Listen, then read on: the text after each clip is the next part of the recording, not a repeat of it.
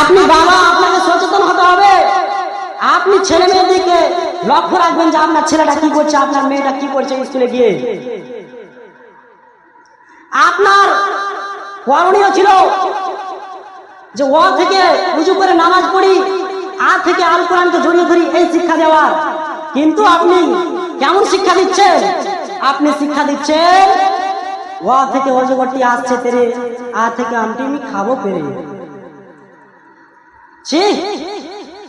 আপনি প্রথমে আপনার সন্তানকে ইলম হাসিল করান, কোরআন ও হাদিস থেকে শিক্ষা দেন, তাহলে আপনার সন্তানটা ভবিষ্যতে সাকসেস হতে পারবে। আল্লাহ রাব্বুল আলামিন আমাদেরকে পৃথিবীতে পাঠিয়েছেন যে একমাত্র তারা আমার ইবাদত করবে আর কারো নয়। আল্লাহ এবং আল্লাহর রাসূলের